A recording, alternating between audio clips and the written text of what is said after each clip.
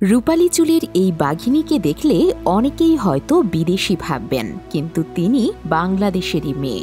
বাংলাদেশের প্রথম পেশাদার নারী বক্সার তামান্না হক। তার ক্ষিপ্রতা ও দৃঢ়তা দেখে অনেকেই অবাক হন। দেশের নারী বক্সিংয়ে তার অবদান অস্বীকার করা যায় না, কিন্তু দুঃখের বিষয় স্পন্সরের অভাবে তিনি আন্তর্জাতিক আঙিনায় নিজের দক্ষতা দেখাতে পারছেন না। বিশ্বজয়ের স্বপ্ন বুকে চেপে রেখে কঠোর পরিশ্রম করছেন তামান্না।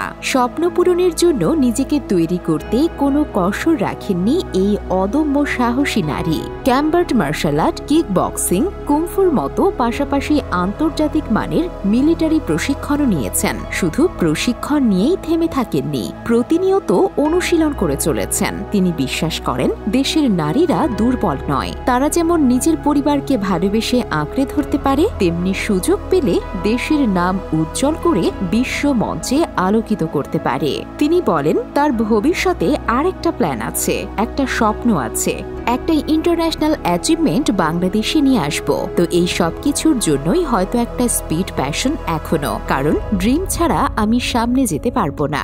ড্রিম আছে বলেই মনে হয় আমি এগিয়ে যেতে পারছি।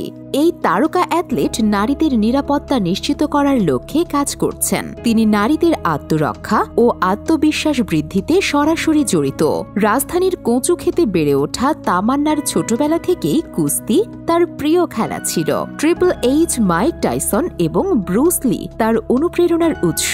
তাদের অনুপ্রেরণায় তিনি বক্সিং ও মার্শাল আর্টের প্রতি গভীরভাবে আকৃষ্ট হন। বক্সার এই বাঘিনী রিংয়ের বাইরে সাদামাটা হাস্যোজ্জ্বল নারী। বক্সিং অনুশীলনের বাইরে তার সময় কাটে পরিবারের সঙ্গে। মাঝে মধ্যে রান্নাও করেন তামান্না। এছাড়া তিনি পছন্দ করেন নাচ করতে। মাঝে মধ্যে রিলস এবং শর্ট ভিডিও দেখা যায় তার সোশ্যাল হ্যান্ডেলে। এছাড়াও তিনি ডান্স বেশ পছন্দ করেন। তিনি বলেন, আই লাভ ডান্স। আমার ডান্স করতে খুব ভালো লাগে। গানের থেকে আমার ডান্স করতে বেশি ভালো লাগে।